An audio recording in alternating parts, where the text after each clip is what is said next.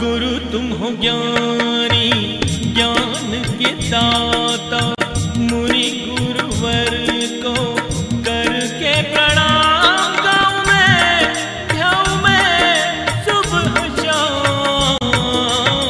पुलक सागर एक नाम एक नाम। इस कार्यक्रम के प्रसारण पुण्यार्जक परिवार हैं श्री सुधाकर जी अग्रवाल, जितेंद्र कुमार सुधाकर जी अग्रवाल, ट्रस्टी जिन शरणम तीर्थ, संरक्षक पुलक मंच परिवार श्री रामपुर, सौभाग्यवती प्रिया जितेंद्र कुमार अग्रवाल, अध्यक्षा पुलक मंच परिवार श्री रामपुर, राष्ट्रीय शिक्षा मंत्री पुलक मंच परिवार, संयोजिका जिन शरणम छात्रावास, अध्यक्षा आचार्य शांति सागर पाठशाला श्री रामपुर, कुमारी समृद्धि चिरंजीव सार्थक अग्रवाल परिवार श्री रामपुर, जैन एग्रो इंडस्ट्रीज, निर्माता कॉटन सीड ऑयल और एग्रो उत्पाद, plot number A180 MIDC Shri Rampur, जिला अहमदनगर, महाराष्ट्र। प्यारी प्यारी भव्य आत्मा, संध्याकालीन कथा का वाचन है। श्रेणिक महाराज ने अपनी जिज्ञासा रखी है कि प्रभु ऋषभदेव भगवान का पावन चरित्र क्या है।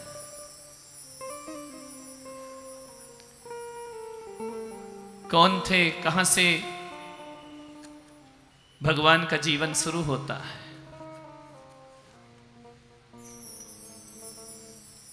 भगवान महावीर ने गौतम के माध्यम से कथा कही।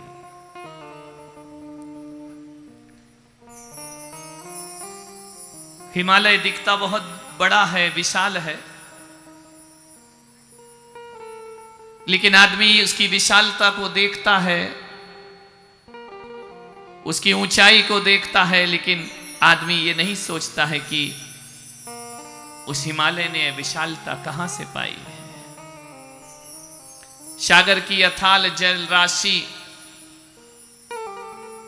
सागर की थाह नहीं है, सागर में इतना जल है, उसकी विशालता, उसकी विराटता हर कोई देखता है, लेकिन ये जान नहीं पाते हैं कि सागर बनता कैसे है। एक एक बूंद जब बूंद से मिलती है तो विशाल सागर हो जाया करती है।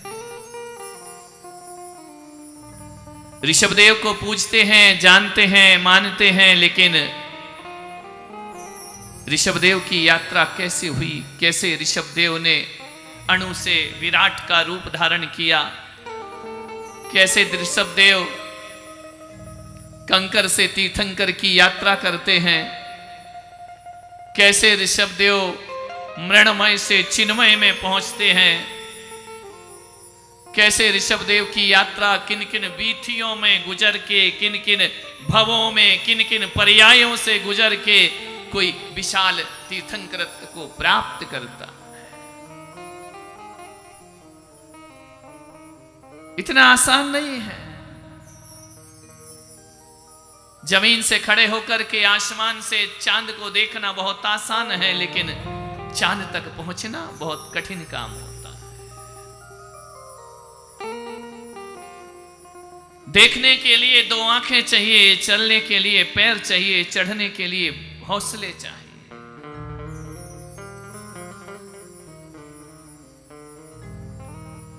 कैसे बूंद सागर बन जाती है, कैसे बूंद मोती बन जाती है, कैसे बूंद अमृत बन जाती है, कैसे बूंद जहर बन जाती है। हम जिस भगवान की कथा यहां पर सुन रहे हैं, उन्होंने भी कभी अपने जीवन में ऐसी कथा सुनी होगी। कोई शब्द उनके जीवन में पड़ गया होगा, एक बीज जाकर के अंतस की उर्वरा भूमि में पहुंच गया होगा, और वह बीज कैसे अंकुरित होता है, कैसे प्रस्फुटित होता है, कैसे अपने कठोर भाग को तोड़ करके बीज अंतस में कोमलता लेकर के जब अंकुरित होता है, अंकुर से पौधा बनता है, पौधे से विशाल वृक्ष का रूप धारण करता है। उसकी यात्रा कैसी होती है? श्रेष्ठतम से श्रेष्ठतम जीवन बनाना, ऋषभ कथा का उद्देश्य हुआ करता है। श्रेष्ठ कैसे बनता है ये जीवन? खाना पीना ये तो पशु पक्षी भी करते हैं, बच्चे पैदा करना ये तो जानवर भी करता है, मकान बनाना ये तो पक्षी भी घोंसला बना लिया करते। इससे जीवन श्रेष्ठ नहीं होता। श्रेष्ठता को अर्जित करो। मनुष्य बने हो तो मनुष्यता को अर्जित करो। शक्ल से मनुष्य नहीं, जिंदगी से मनुष्य होना चाहिए। हम मनुष्य तो बन गए, लेकिन हमारे अंदर अभी मनुष्यता अर्जित करना बाकी है। और जो मनुष्य ऋषभ कथा के माध्यम से मनुष्यता को अर्जित कर लेता है, वही मनुष्य एक दिन जब पूर्णता को प्राप्त करता है तो वही मनुष्य इस धरती पर भगवत्ता को उपलब्ध होकर भगवान बनकर दुनिया से विदा हो जाया करता है। अपूर्ण जीवन हमारा। मालूम है, कोई अपने आप श्रेष्ठ नहीं बनता है। कोई कुम्हार मिट्टी से ये नहीं पूछता है कि तुझे घड़ा बनना है या नहीं बनना है। कोई शिल्पी किसी पत्थर से नहीं पूछता है कि तुझे मूर्ति बनना है या नहीं बनना है। ध्यान रखना है, पत्थर से नहीं पूछा जाता है। वो तो शिल्पी का अपना पुरुषार्थ होता है कि एक पत्थर को कैसे भगवान का निर्माण कर देता है। कुम्हार का अपना पुरुषार्थ होता है जो माटी की योग्यता देख करके उसे मंगल कलश का रूप दे दिया करता है। हम सोचते हैं साधारण लोग कि अमुक आदमी सुधर नहीं सकता, उसको नहीं सुधार सकते हैं। नहीं, कोई व्यक्ति अपने आप थोड़ी सुधरता है, उसको सुधारना पड़ता है। अपने आप तो इस जमाने में कुछ नहीं होता है। तीर्थंकर कौन होते हैं कि जिसके अंदर भगवत्ता के भाव ना हो, उसके अंदर भगवत्ता के भाव भर दिया करते हैं। किसी पत्थर का भाव नहीं होता कि मैं मूर्ति बन जाऊं। इस शिल्पी का भाव होता है मुझे इसे मूर्ति बनाना है। कलंक को अलंकार बना दे वो तीर्थंकर होता है। कंकर को शंकर बना दे वो तीर्थंकर होता है। वो बूंद को सागर बना दे वो तीर्थंकर होता है। और पापी को परमात्मा बना दे वो तीर्थंकर होते हैं। और पशु को परमेश्वर बना दे वो तीर्थंकर हुआ करते हैं। पशु को परमेश्वर का रूप दे देते हैं। हर घटिया चीज को बढ़िया बनाना ये तीर्थंकर का काम है। कंकर पत्थर को हीरे में बदल देना ये तीर्थंकर का काम है। कांटों को फूल बना देना ये तीर्थंकर का काम हुआ करता है। सामने वाला ना चाहे तो भी उसे महानता प्रदान कर देना।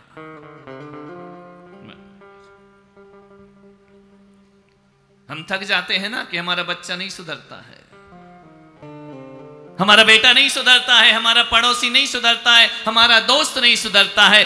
ऋषभदेव की पावन कथा कहती है कि नहीं, आज के बाद ये कहना बंद करिए कि वो नहीं सुधर सकता है, मैं उसको नहीं बदल सकता हूं। ये कहना बंद करिए, मैं नहीं सुधर सकता हूं, ये कहना भी बंद कर दीजिए। आज के बाद इस कथा के माध्यम से ये सीखिए कि मेरे अंदर किसी को सुधारने की काबिलियत है या नहीं। यदि मेरे अंदर काबिलियत नहीं है तो ध्यान रखना, दुनिया में कोई किसी में परिवर्तन नहीं ला सकता है। और यदि मेरे अंदर काबिलियत है तो पत्थर के सीने से भी झरना निकालना हमारा काम हुआ करता है। ध्यान रखना है। ऋषभ कथा, स्किल पैदा करो अपने अंदर कि हम सामने वाले को बदल सकते हैं। विकास करो अपनी योग्यता का। अयोध्या नगरी शाश्वत तीर्थ जैनों का, ये ऋषभदेव भगवान की पावन कथा कानों से नहीं सुनना है, रोम रोम से सुनने का प्रयास करना है, डूब करके सुनने का प्रयास करना है। कई तीर्थंकर हमारे ही जैसे इस धरती पर हैं। कैसी कैसी पर्यायों में भगवान जाते हैं, अतीत को देखो उठाकर। अलकापुरी विदेह क्षेत्र की एक नगरी। ये अछूता अन कहा अन सुना प्रसंग भगवान ऋषभदेव का। अलकापुरी के महाराज महाबल, अनेक शक्तियों से संपन्न, वैभव अपार, अद्भुत संपदा जिनके पास, ऐसे राजा महाबल इस जैन शासन में हुए। ऐसा विशाल हृदय जिनका, ऐसी विशालता उनके जीवन में, वो प्रजा के राजा बनकर के नहीं, प्रजा के पिता बनकर के जिए, पिता के समान प्रजा का पालन करने वाले राजा महाबल। राजसत्ता में लीन रहकर भी जिन्होंने धर्म को नहीं छोड़ा। बिरले पुरुष होते हैं वो जो सब कुछ पाकर भी ईश्वर का स्मरण किया करते हैं। राजा महाबल के वंश में, राजा महाबल के कुल में एक नहीं अनेकों संत होते आए इस धरती पर। संतों की परंपरा वहां से चला करती है। राजा महाबल, जन्मोत्सव आया उनका, मालूम है, बहुत उत्सव हुआ, नाचे गाए, आनंद मनाया। जन्म का, असली जन्म का आनंद क्या है, कल सुबह इस मंच पर देखा जाएगा, जब ऋषभदेव भगवान का जन्म यहां पर होगा। इस धरती पर एक अनूठी, परम अनूठी तरह से जन्म दिखाया जाएगा। अद्भुत दृश्य यहां पर होगा। राजा महाबल का जन्मोत्सव है। राजा हैं तो मंत्री भी होते हैं। एक नहीं 4 मंत्री उस राजा के। महामती, सन्मति, शतमती, स्वयं बुद्ध नाम के 4 मंत्री राजा के थे। सब एक से एक ज्ञानी, बुद्धिमान, लेकिन 3 मंत्री जो थे वह जिन शासन के विरुद्ध, धर्म के विरुद्ध थे। राजा के यहां नौकरी करना अलग बात है और अपने भीतर की आस्थाओं को बना करके रखना अलग बात हुआ करती है। राजा का एक ज्ञानी मंत्री था। उस मंत्री ने कहा कि भगवान, आज आपका जन्मोत्सव है, नाच, उमंग, उत्साह बहुत हो गया, हम ज्ञान सभा का आयोजन करना चाहते हैं। आपके जन्म दिवस पर हम ज्ञान सभा का आयोजन करेंगे। महाराज ने कहा कि स्वयं बुद्ध मंत्री, इससे अच्छा क्या हो सकता है जन्मदिन का अवसर। ज्ञान सभा आयोजित की गई। 3 मंत्रियों ने सिद्ध किया कि कोई आत्मा नहीं होती है, कोई धर्म नहीं होता है, कोई पुनर्जन्म नहीं होता है। खाओ पियो मौज करो, इसी का नाम जिंदगी हुआ करता है। मनुष्य का तन मिला है, बार बार नहीं मिलेगा। कोई अच्छा नहीं, कोई बुरा नहीं, कोई आत्मा नहीं होती है। राजा महाबल की सभा में ऊहापोह हो गया कि इतना विद्वान राजा ऐसे मंत्री रखता है, जो धर्म को नकारते हैं, जो आत्म तत्व को नकारते हैं, जो केवल भोगवाद की चर्चा किया करते हैं। किसने देखा है मोक्ष, किसने देखा है स्वर्ग? ना इस धरती पर कोई स्वर्ग होता है, ना इस धरती पर कोई मोक्ष हुआ करता है, ना परभव होता है, कुछ नहीं होता इस संसार में। जो भी दिख रहा है बस वही सत्य है। इदम सत्यम जगत मिथ्या।